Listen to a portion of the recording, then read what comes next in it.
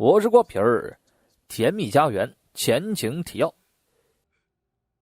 一夜之间，韩国爆发了丧尸危机，男主阿贤所在的破旧公寓仿佛成了地球最后的避难所。韩国政府群发的紧急灾难短信让在场的所有人都陷入了绝望。公寓内的人们心怀鬼胎，阿贤更是在楼下救人的途中疑似变成了怪物中的一员。阿贤的第二人格也带着他回到了家族旅行的那天，也是他变成孤儿的那天。那一天，其实阿贤跟着全家人一起上了车，路上父亲第 N 次数落他的颓废，话是越说越难听，他再也忍受不了了。可杀不可辱的道理大家都懂，于是他直接把父亲、母亲和妹妹都喷了个遍。他恶毒的诅咒家人们都去死，于是车祸发生了。他再次体验了当孤儿的感觉，只不过这一次附带着肉体伤害。不知过了多久，阿贤才在医院里醒来。他的叔叔过来接他出了院，他还没有反应过来发生了什么。公寓保安大叔恩贺怪物，仿佛一切都是一场梦。他想一个人静静，叔叔提醒他，你能活下来一定是有原因的。晚上，阿贤一个人在街上漫无目的的走着，正琢磨着自己什么时候多了个叔叔呢，眼前的行人却突然一个个的消失了，周围的亮光也随之消失。这时他的第二人格出现，告诉他，这就是你内心的真实想法，你希望全世界的人都消失，而我可以帮你实现所有的愿望。现实中，那姐弟俩在拼命地摇晃着阿贤，求他快醒过来。这时，一个大块头怪物正在外面疯狂地砸墙。阿贤终于在这个时候醒了过来，他紧紧拖着怪物的腿，让姐弟俩赶紧逃命，自己则被怪物一顿胖揍。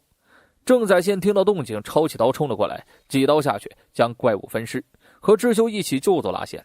看到阿贤被怪物胖揍一顿还生龙活虎的，智秀一眼就看出他也被不明病毒感染了。但郑宰宪认为杀死一个活人不属于神的旨意，言外之意就是先留他一命，静观其变。祸不单行啊，刚到13楼的姐弟俩又迎面和那个缺了半个脑袋的变异大叔相遇。那变异大叔站在14楼的楼梯口，嘴里还念叨着自己看不见。阿贤通过耳机提示他们，那怪叔叔看不见，只要不发出声音就能平安通过。姐弟俩心惊胆战，眼看就能顺利逃脱，满血复活的大块头冲了过来，和变异大叔扭打在了一起。这也让他们去14楼避难的计划泡汤了。没办法，姐姐秀英只能拉着弟弟英秀往15楼避难，那里应该会有帮得上忙的大人。但一连敲了2家都没人答应。而这时，大块头已经打趴了变异大叔，来到了他们面前。眼看姐弟俩性命不保，那位幻想着女儿还活着的大妈就推着婴儿车出现，挡住了怪物的去路。她试图用爱的教育感化怪物，毕竟他们还是孩子呀。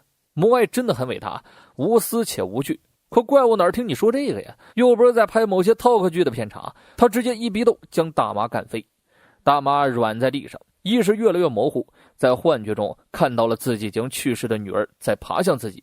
母女俩手正要触碰在一起时，怪物一脚踩碎了婴儿车，这让大妈直接进入了暴走状态。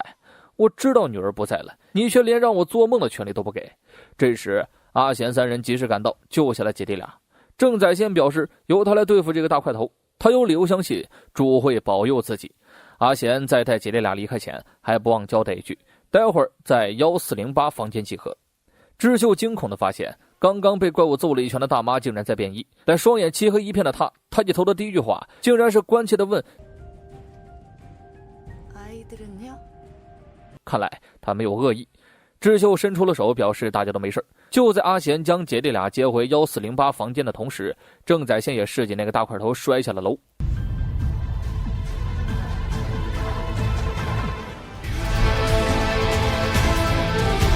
危机解除后，筋疲力尽的他瘫倒在地，念叨了一句阿门。果然呢，主与我同在。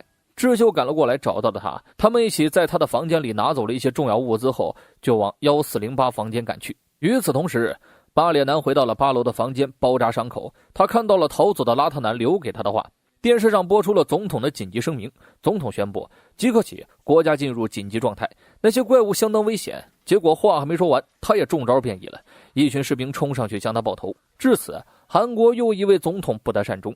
突如其来的变故让观看直播的众人措手不及。旁边的托儿所所长也意识到自己的女儿恐怕凶多吉少。托儿所里，城管冷静下来后一屁股瘫坐在了地上，面对手机上收到的名牌大学录取短信也不为所动。我寒窗苦读了5年，结果世界却选择现在灭亡。旁边的刘载焕却觉得他太消极了，总统死了和世界灭亡没有半毛钱关系。他还顺带吐槽了旁边风言风语的孙慧仁，正好遇到来找妹妹的眼镜男。而恩佑在床上躺着思考了一会儿人生后，便将挂在墙上的一件芭蕾舞裙剪成了2半，看起来是想到了什么。在这里解释一下啊，之前因为翻译的问题啊，我把妹妹叫成了恩赫，实在是抱歉。1408房间，劫后余生的7个人开始吃起了简单的晚饭。饭桌上问了姐弟俩的名字后，韩斗直感叹姐姐秀英和弟弟英秀的名字，因而他们的父母希望他们形影不离。谁知这却勾起了姐弟俩的伤心事儿。秀英说他们的名字是爸爸给起的，可就在今天早上，那个独眼怪物却拧下了他的脑袋当了早餐。气氛突然变得安静，智秀一把拿过韩斗直递过来的酒喝了一大口。大叔看阿贤的样子，以为他是个未成年的学生，于是便说等他成年那天再请他喝酒。阿贤却反问，我还能等到那天吗？很显然现在的情况不允许他们乐观。与此同时，前往配电室探地图的郑一景被怪物活捉，全身都缠满了蜘蛛丝样的东西，倒挂在了天花板上。而此时秀雄也察觉到了不对劲了，这栋楼里的电力已经恢复了，那为什么郑一景还没有回来呢？眼镜男也感觉到奇怪啊，但看监视器上并没有出现什么异常情况，他便决定再等等看看。不一会儿天就亮了，1408房间内的众人轮流站岗守了一夜。智秀之后就轮到了阿贤，阿贤在上岗前还不忘叮嘱智秀一句，如果他到时候完全变异了，请毫不留情地杀掉他。智秀同样也是这么叮嘱了阿贤，或许2个人最后都会一起变异，然后一起死。而这个时候楼下也不太平，超市老板将超市大门锁死，不让任何人进来。他嘴里叼着一根香肠，叫嚣着想吃东西就得付钱，自己可不是做慈善的，就连自己的弟弟丙日也不例外。正当场面有些僵持不下时，之前被八脸折磨得不成人样，住在8楼的邋遢男出现在众人面前。他将手中的拉杆箱拉开，里面有很多零食，他热情地分给大家一起吃。但孙慧仁却注意到了箱子里的血迹，再加上怀里的狗吓得直叫唤，这让他有了一种不祥的预感，慌乱地拒绝了邋遢男递过来的巧克力。简单对付了早餐后，刘载焕注意到外面有交警在指挥交通，这或许意味着外面的世界已经恢复了和平。他不想坐以待毙，打算出去看看。城管急忙拉住他，想和他一起出去找自己住在10里外的母亲。话还没说完呢，公寓外的喇叭放起了一阵音乐，这是公寓每天早上都会准时放送的广播乐。眼镜男恩赫想借此机会利用这些喇叭通知这栋楼剩下的幸存者，让他们各自带上物资到1楼集合，大家抱团取暖才安全。但他丝毫没有意识到，正当他调试设备的时候，托儿所所长偷偷打开了大门前的卷帘门，想要离开。他还是没有放弃出去寻找女儿的想法，一番诚恳的话才说到一半，设备又出了问题。恩赫正发愁时，外面的一阵响动引起了他的注意。他走出控制室，才发现城管和刘载焕正在拼命地制止着所长离开。他冷静地下令关上了卷帘门，丝毫不顾所长歇斯底里的叫喊。就在这时，所长的女儿敏珠竟然真的朝这里跑了过来。女儿摔倒在地后，眼睛里流露出的哀求和嘴里的求救声，所长作为一个母亲心都碎了。这时卷帘门快要关上了，可恩赫却没有想出对策。旁边的秀雄却不能再等了，军人的职责让他无法坐视不理，但还没有来得及冲到敏珠面前，他们就被不远处藏着的一个怪物用舌头来了个对穿，顿时鲜血就从秀雄的口中喷涌而出。